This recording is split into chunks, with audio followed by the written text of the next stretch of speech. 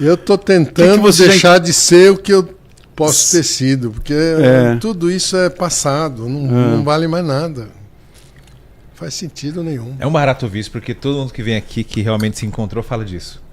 Que o ser humano que ele era como se ele nunca mais existisse. Passou, já foi. Foi experiência. Eu adoro a história, assim... Veja só, quando Jesus mudou a história, ele criou uma singularidade dentro da obra do Javé, ele criou algo que não existia, uma escola de amor. Essa escola de amor que Jesus criou, ela começou na base, os apóstolos, gente muito simples, tal, papapá. Depois ele pega o Paulo de Tarso, para pegar uma elite. Paulo de Tarso foi pregar o evangelho para o Nero, em Roma, imperador. Aí, do Nero, tudo isso foi passando, aí ficou a promessa da volta dele, não veio, João Evangelista ficou encarregado de falar o futuro, como é que ia ser. Desculpe. Imagina. E Jesus foi pegando outros personagens para trabalhar. E cada um deles dentro de um contexto. Até onde o Chico falava para a gente, era assim, o sonho de Jesus, até uma certa época, era trazer o Evangelho para dentro do Império Romano. O Império Romano foi um projeto de Jesus, como o Ocidente ainda é um projeto de Jesus. Todo o Ocidente é um projeto de Jesus. Então, o sonho de Jesus era entronizar o Evangelho dentro do Império Romano, coisa que os apóstolos não conseguiram, os judeus não conseguiram, os apóstolos judeus não conseguiram, Paulo não conseguiu, os cristãos morreram martirizados, não conseguiram. Aí Jesus chamou um dos seus quase apóstolos, seus discípulos lá mais afastado, imperador romano, Constantino, para entronizar o evangelho no Império Romano. Porque Constantino era judeu ou ateu? Constantino foi um dos 70. Um dos 70, então. Sim. Não foi um dos 12, mas foi um dos que trabalharam depois dos apóstolos. Essa história aqui, também não sei se é verdade. Agora, o problema do Constantino qual é? Javé de olho nele. Da mesma forma que de olho no Elan. O Elan começou a falar de Jesus, veio. Pega esse cara aí que não quero. Então, quando Constantino se tornou imperador, a história dele é assim. Constâncio, que era um imperador, o pai dele, viajava, ele era um general militar que governava o exército, ele era o líder, o dono do exército, digamos assim, romano.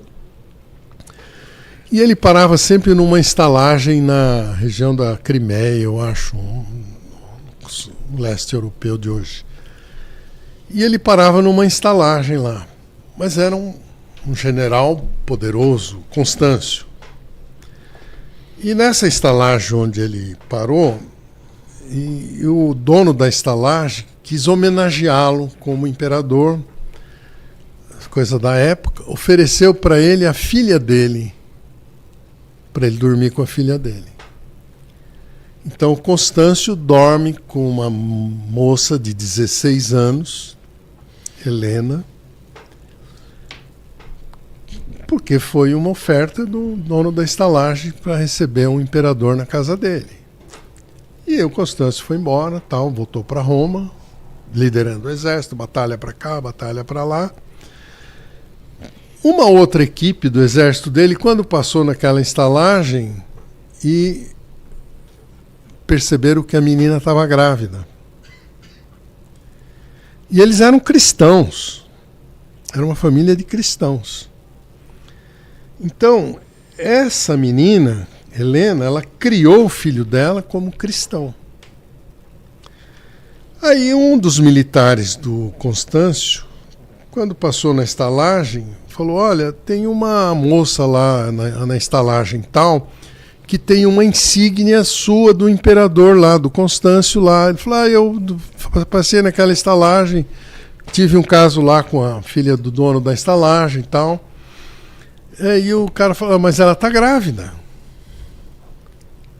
Aí ele correu para lá, ele não tinha filhos. Ele foi para lá e viu a moça grávida, levou a família para Roma. Adotou o filho dele, Constantino, criou ele e ele já era cristão. Educou ele para ser sucessor dele no exército, e aí a história vai. Numa batalha na França, na Gália, ele venceu a batalha, o Constâncio, mas ele foi atingido por uma lança envenenada e ficou para morrer, e ele falou para os militares dele, olha, eu quero que o meu filho seja o meu sucessor, assuma o império. E o exército botou Constantino, tal, criaram uma bandeira lá, tá, cristão, né? E vão para Roma. Nisso, quando Roma soube que o Constâncio morreu, elegeu o Magêncio imperador pelo Senado romano. Então oficialmente era o Magêncio. Mas o exército estava voltando para Roma, ia ter uma briga ali do exército do Senado romano e o exército militar do imperador. E teve esse embate na Ponte Meuve, que é famosa, tal, e o Constantino não sabia o que ia acontecer com ele, mas ele viu uma nave, né? Tá na história. Essa nave apareceu Jesus para ele e falou, olha, é com o cristianismo que você vai ganhar, porque é o que eu quero. Que pediram para ele, inclusive, fazer a insígnia. A insígnia. Então, ele foi um projeto de Jesus. E ele ganha uma batalha, com pouca gente, ele vence o exército de Roma. E entra em Roma, imperador romano Constantino. Qual é o drama dessa história?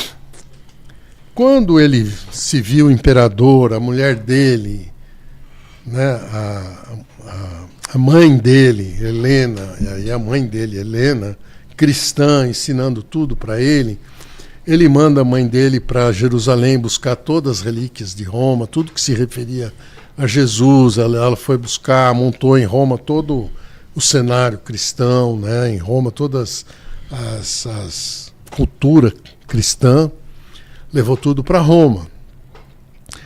E ele ali começou a perceber que o cristianismo não era uma coisa pacífica. Tinha grupos dissidentes, um era judeu, outro era agnóstico, outro era Maria Madalena, outro era de João Evangelista. Tinham grupos distintos de cristãos. Ele falou, eu quero unificar essa coisa, não quero, o império tem que ter um cristianismo só, único. Então vamos unificar esse negócio, vamos acabar com as discussões, vamos fazer um concílio para uniformizar a linguagem. Todo mundo falar a mesma língua. Só que havia uma corrente que o Constantino se apaixonou, que era a corrente gnóstica, do Ário, que era egípcio.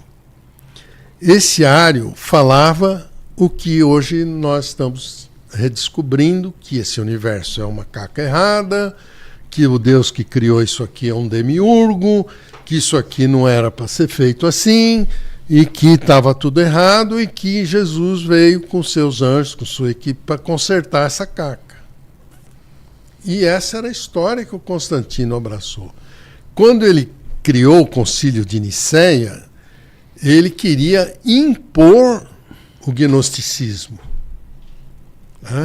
A Santíssima Trindade é um conceito gnóstico, que o Constantino queria pôr como sendo o cristianismo do Império Romano. E o Constantino não aceitava o Velho Testamento. Ele queria que o cristianismo fosse uma peça única, gnóstica. E no concílio de Nicéia, o que fizeram? Proibiram o Ário de entrar, que era o gnóstico, não deixaram ele falar, ele ficou fora do concílio. Os padres paulinos, que eram judeus, tomaram conta do concílio. Na votação, venceu a ideia deles de que o universo é perfeito, Deus é bom e justo e tal, e papapá. E essa é a história que o Constantino não aceitava. Ele não aceitava isso. De tal modo que, quando o Constantino se viu derrotado pelos padres, os padres começaram a tomar o poder, o que os padres estavam impondo? Olha, até Constantino, o imperador era o representante de Deus na Terra. A partir de Nicéia, a igreja é o representante de Deus, o imperador é um subalterno.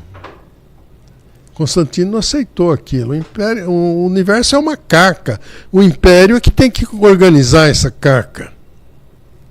Percebe a dialética disso? Quando Constantino se viu derrotado, o que ele fez? Ele mudou a capital do império para Constantinopla, deixou Roma na mão dos padres, falou: se virem com sua Bíblia aí, porque a minha é outra. E levou o gnosticismo para o Oriente. E aí você tem a Igreja Santa Sofia, que é uma igreja gnóstica. Igreja Santa Sofia? Em Constantinopla, em Istambul. É o gnosticismo que foi para lá. E o Ocidente ficou na mão dos padres. Aí os padres criaram um outro concílio e juntaram a Bíblia dos judeus com o cristianismo, que não era para ter sido feita. Jesus tinha rompido isso. Por que uniram de novo? Manipulação. Perceberam o jogo aí? Sim. Aí o catolicismo se tornou uma simbiose, um sincretismo entre o Velho e o Novo Testamento. E o Constantino não queria isso, ele levou isso para o Oriente. E depois desse concílio, selecionaram os livros que validassem esse pensamento. 60 anos depois de Constantino é que criaram a Bíblia juntando os livros judeus. Isso não era para ter acontecido nunca.